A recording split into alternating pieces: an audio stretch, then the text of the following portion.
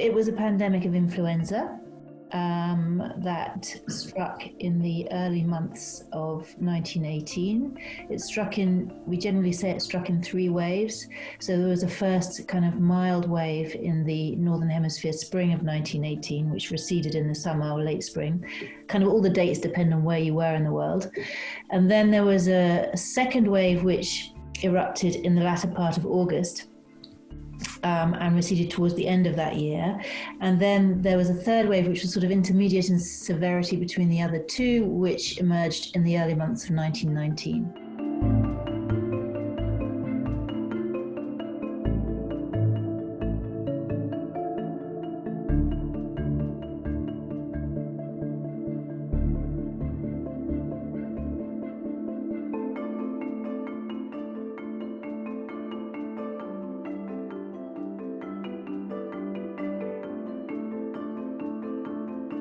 We think it infected about 500 million people, so 1 in 3 people in the world alive at that time, and that it killed 50 million of them.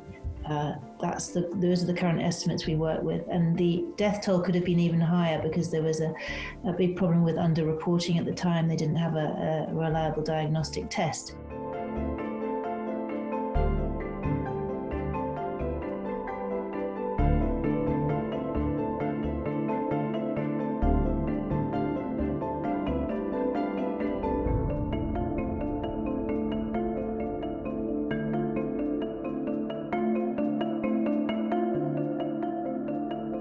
Undoubtedly, it was a concept, but to put in place a socialized medical healthcare system, a socialized healthcare system, is not an easy thing. You have to find a way to pay for it. You have to reorganize all your doctors and the way that you deliver healthcare.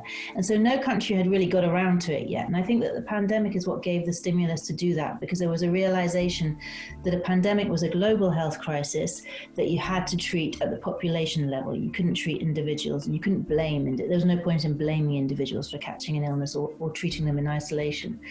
So that was the stimulus. And you see from the 1920s countries, Russia was the first, but then followed by Western European nations, putting in place these socialized healthcare systems. And along with that comes epidemiology, the search for causes and patterns and causes and effects and patterns in healthcare and in illness that is the kind of cornerstone of public health. If you can't see what's going on in a population in terms of health and ill health, then you don't know what measures to put in place. So the two go together.